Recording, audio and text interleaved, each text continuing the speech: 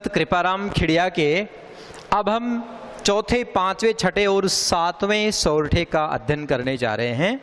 देखिए, चौथे सोरठे में संत कृपाराम खिड़िया राजस्थानी डिंगल भाषा के माध्यम से अपने प्रिय शिष्य राजिया को संबोधित करते हुए कहते हैं, आम लोगों को लोक नीति का संदेश देते हुए कि मतलब री मनवार चुपके लावे चोरमो, बिन मतलब मनवार राब न पावे राजिया। हे राजिया, संसार में जो मनवार है, संसार में जो आदर सत्कार है, वो सारा मतलब का है, अपने स्वार्थ का है। हे राजिया, संसार में जितनी भी मनुहार है, संसार में जितना भी सत्कार है, आदर है, वो सारा अपने अपने स्वार्थ का है, अपने मतलब का है। और जब मतलब होता है, स्वार्थ होता है, चुपके लावे चूरमो, तब एक इंसान दूसरे के लिए चुपचाप चूरमा लेकर आता है, भेंट लेकर आता है, उपहार लेकर आता है, उसके लिए एक अच्छा सिगुफा लेकर आता है कि ये मेरे से खुश हो और मेरा मतलब, मेरा स्वार्थ पूरा कर दे, मेरा काम पूरा कर दे। कहने का तात्पर्य, यदि इंसान को दूसरे से मतलब साधना है, स्वार्थ सिद्धि करनी है, तो वो उसको बड़ी सुंदर भेंट देगा, चुपचाप उसके लिए चूरमा जैसा, मीठा चूरमा जैसा कोई ऐसी वस्तु ला के देगा कि उसे खाकर वह खुश हो जाए, उसे पाकर वह खुश हो जाए। और आगे कहते हैं, बिन मतलब मनवार राब ने पावे राजिया। अरे राजिया, अगर मतलब नहीं है तो, अगर स्वार्थ ही नहीं है दूसरे से, तो काय की मनवार, तो कोई मतलब ही नहीं है आदर सत्कार का इस संसार में। राब न पावे राजिया, कोई किसी को रबड़ी तक नहीं पिलाता, कोई किसी को छाछ तक नहीं पिलाता, कोई किसी को साधारण से साधारण बिल्कुल नाचीज सी वस्तु भी देना नहीं चाहता। लेकिन यदि मतलब हो, यदि स्वार्थ हो, तो आदमी, तो व्यक्ति दूसरे के लिए मन पसंद की बड़ी मीठी वस्तु, बड़ी मनचाही और दूसरे को खुश कर देने वाली भेंट ला कर देता है। तो यहां पर इस सोरठे के माध्यम से कृपाराम खिड़िया ये कहना चाहते हैं, हमें ये बताना चाहते हैं कि सारा संसार जो है अपने स्वार्थ पर टिका हुआ है, अपने मतलब पर टिका हुआ है। संसार को दूसरों से कोई मतलब नहीं है, अपने ही मतलब से मतलब है। संसार सिर्फ अपने ही काम के लिए संसार के लोग प्रिय होते हैं, और तभी मनुष्य दूसरों के लिए कुछ करना चाहता है। तो ये पहला, यहाँ पर हम चौथा सोरठा पढ़ रहे थे। आज का, अभी इस वीडियो का पहला सोरठा, इसके कला पक्ष और काव्य सौंदर्य की हम बात करें, इसमें भी वही राजस्थानी डिंगल भाषा है और इसकी शैली उपदेशात्मक है। छंद इसमें भी सोरठा है, अलंकार वही, अनुप्रास जगह जगह आया है और बड़े सुंदर ढंग से आया है। इसके बाद रस शांत, काव्य गुण प्रसाद और काव्य रीति, इसमें भी पांचाली है। इस प्रकार चौथा सोरठा समाप्त होता है, जिसमें बड़ा गहरा लोक नीति का संदेश दिया है कृपाराम खिड़िया ने कि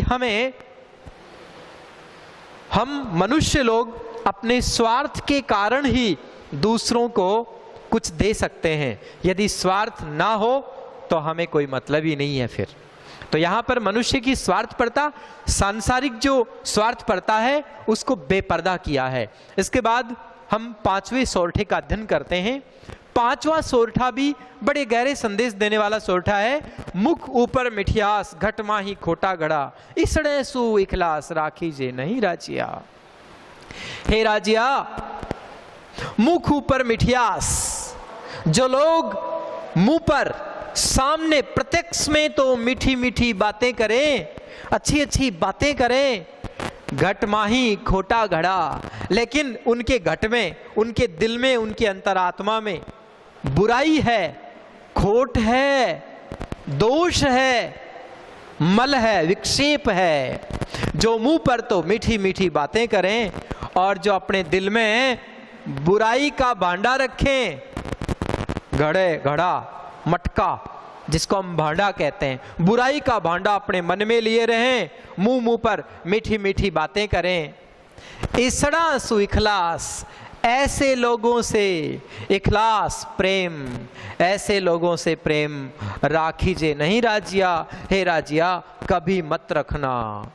ऐसे लोग दो गले हैं, ऐसे लोग बड़े बेईमान कपटी हैं, ऐसे लोग मुंह पर तो मीठी बातें करते हैं, दिल में बुराई रखते हैं कि कब मैं इसका बुरा करूं।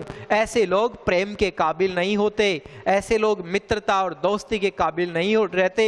इसलिए हे राजिया, ऐसे दुष्ट लोगों से, ऐसे दोगले लोगों से, ऐसी बड़ी कुनीति के लोगों से हमें कभी प्रेम नहीं रखना, कभी दोस्ती नहीं रखनी, कभी मैत्री नहीं रखनी चाहिए। ये लोग मित्रता और प्रेम के योग्य ही नहीं होते। तो यहाँ पर कृपाराम खिड़िया ने बड़ा अच्छा लोक नीति का संदेश देते हुए ये समझाया है कि जो मनुष्य दोगले हैं, जो लोग धोखेबाज हैं, जो लोग छल भरी बातें करते हैं, जो लोग मुंह पर कुछ बातें और पीठ पीछे दूसरी बातें, ऐसे लोगों से कभी रिश्ता नहीं जोड़ना, प्रेम नहीं करना, ऐसे लोगों से मित्रता की कोई आवश्यकता नहीं है। आइए हम इसके काव्य सौंदर्य की बात करें तो इसमें भी वही राजस्थानी भाषा है और शैली इसकी भी उपदेशात्मक है, छंद इसमें भी सोरठा है और जगह जगह इसमें भी अनुप्रास अलंकार का सौंदर्य है। और इसके बाद हम इसमें रस की बात करें तो वही शांत रस है, चूंकि ज्ञान ध्यान की बातें हैं, उपदेश की बातें हैं, इसलिए शांत रस है और काव्य गुण प्रसाद है और काव्य रीति पांचाली है। और इसके बाद हम छठे सोरठे की बात करते हैं। मित्रों, छठे सोरठे में कृपाराम खिड़िया कहते हैं, साचो मित्र सचेत कयो काम न करे किसो, हरि अर्जन रहेत रथ कर हाँ क्यों राजिया। साचो मित्र सचेत, हे राजिया साचो मित्र, मित्र सच्चा वो है जो सचेत रहे, हर समय तैयार रहे, कटिबद्ध रहे। जब भी उसको बोलें, कोई काम के लिए कहें, जब भी उसको हम टोकें, वो तुरंत तैयार मिले कि बोलो क्या काम करना है। सच्चा मित्र राजिया वो है जो हर समय तैयार रहे। कयो काम न करे किसो, कयो काम न करे किसो, जिसको कोई काम कह दे और वो करे ही नहीं, वो कैसा मित्र।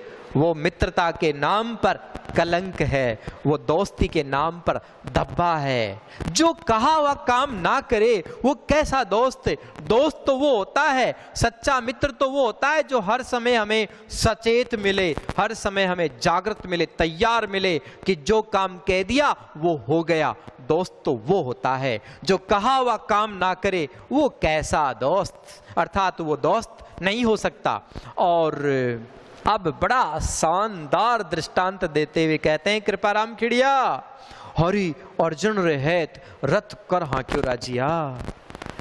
देख राजिया, मेरे प्रिय शिष्य राजिया, देख हरि अर्जुन रहेत, हरि अर्जुन रहेत। हरि ने तो अर्जुन के प्रेम में, कृष्ण ने तो अर्जुन के प्रेम में, कृष्ण ने तो अर्जुन के प्रेम में, हेत में, दोस्ती में रथ कर हाँ क्यों राजिया। अर्जुन के रथ को अपने हाथ से चलाया था।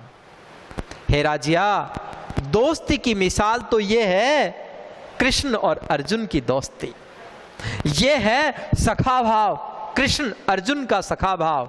यह है संसार में दोस्ती की सबसे बड़ी मिसाल। एक तरफ कृष्ण, दूसरी तरफ अर्जुन। देखो, जब अर्जुन के संकट आया, महाभारत का युद्ध छिड़ गया, उस समय उन्होंने कहा कि बोलो मेरे मित्र कृष्ण आप।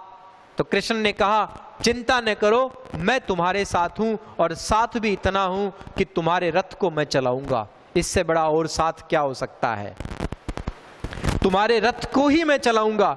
जबकि कृष्ण स्वयं सम्राट थे, लेकिन फिर भी अपनी दोस्ती की मान मर्यादा निभाने के लिए उन्होंने अर्जुन के रथ को चलाया, सारथी का कार्य किया।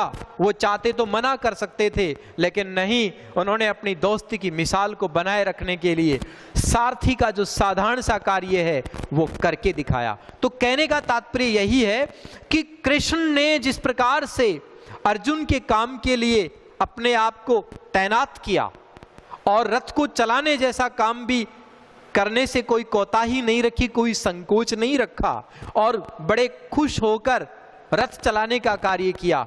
तो दोस्ती तो इसी का नाम है कि जब कह दिया जाए तो तुरंत वो काम हो जाए। जो तैयार मिले कहे वे कार्य के लिए, वही सच्चा मित्र होता है। जिसको काम कहे वो काम न करे, वो कैसा मित्र है, वो कैसी दोस्ती है। तो अर्जुन और कृष्ण की दोस्ती को यहाँ पर एक दृष्टांत देते हुए संत कृपाराम खेड़िया ने इस सौरठे में हमें ये समझाया है कि दोस्ती की मिसाल वो है जिसमें एक दूसरे के काम को करने के लिए तत्परता हो, कटिबद्धता हो और जागृति हो, सचैतन्यता हो कि हम जब भी याद किया जाएगा वो काम करके दिखाएंगे, जैसा कृष्ण और अर्जुन की दोस्ती। इसमें हम बात करें भाषा की, राजस्थानी डिंगल भाषा, इसमें शैली उपदेशात्मक, छंद इसमें सोरठा और अलंकार इसमें अनुप्रास, और अनुप्रास के साथ एक दूसरा अलंकार और आ गया है बड़ा शानदार, वो अलंकार है दृष्टांत अलंकार। दृष्टांत अलंकार। और इसके बाद में हम रस की बात करें तो शांत है, काव्य गुण प्रसाद, काव्य रीति पांचाली। और इसके बाद अब हम अध्ययन कर रहे हैं कृपाराम खेड़िया का आखिरी सौरठा, जो हमारी पाठ्य पुस्तक सृजन के संतवाणी अध्याय में संकलित है। 7वां सौरठा, हिम्मत किम्मत होए बिन हिम्मत किम्मत नहीं, करे ने आदर कोय रद कागज जो राजिया।